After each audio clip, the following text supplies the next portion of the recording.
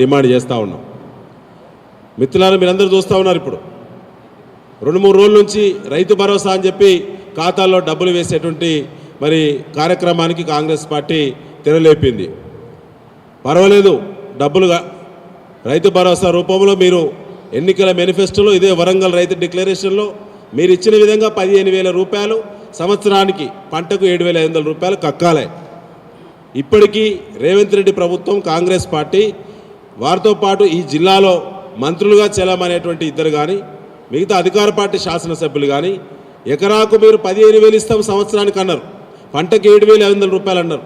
ఇప్పటి వరకు మీరు బకాయి ఉన్నటువంటిది, ఈ నిమిషానికి బకాయి ఉన్నది, ఈ పంటతో కలుపుకుంటే మీరు 25,000 రూపాయలు బకాయి ఉన్నారు మీ మేనిఫెస్టో ప్రకారంగా.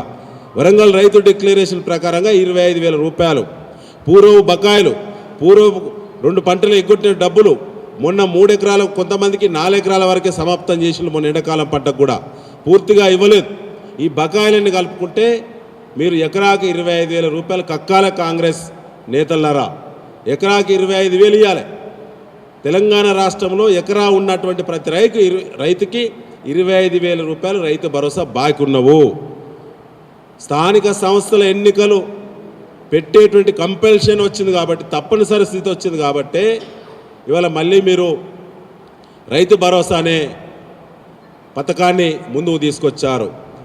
రైతు మిత్రులందరూ తెలియకల వాళ్ళు, చైతన్యమైళ్ళు, ఒకసారి మార్పు అని చెప్పి నమ్మి అది చేస్తే వారు బొండిగా కోసినటువంటి కాంగ్రెస్ పార్టీని అబ్జర్వ్ చేస్తూ ఉన్నారు, నిశ్చితంగా పరిశీలన చేస్తూ ఉన్నారు.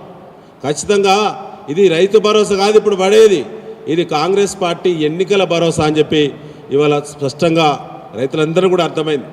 25,000 రూపాయలు ఇస్తేనే నీకు చిత్తశుద్ధి ఉన్నట్టు ఎకరా ఉన్న రైతులకు. మిగతా బకాయిలు ఎవరు ఇస్తారు?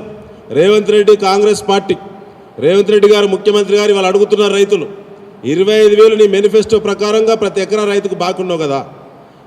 ఇవాళ 6,000 రూపాయలు ఇస్తే ఎకరా ఉన్న రైతుకి ఇంకా 19,000 బాకున్నావు. ఎవరిస్తారు? నీ అయ్యా మొగుడిస్తాడా? వీళ్ళు ఎక్కడి నుంచి వస్తే రైతులకు? ఎకరా 2 ఎకరాల రైతులు కూడా ఎండాకాలం పంట ఎండిపోయింది, నిరల్వారినటువంటి పంటలు మనం చూసినాం. కాళేశ్వరం పండబెట్టి పంటలు ఎండబెట్టినాం. DBM 38 లాంటి వరంగల్ జిల్లాలో SRSPలో అతిపెద్ద కెనాలైనటువంటి DBM 38 పూర్తిగా ఎండిపోయింది, నీళ్ళు ఇవ్వలేదు. మార్చి 30కి ఎండాకాలం పంటకు సంబంధించి వాటర్ షెడ్యూల్ను క్లోజ్ చేసినటువంటి ఏకైక ప్రభుత్వం కాంగ్రెస్ పార్టీ.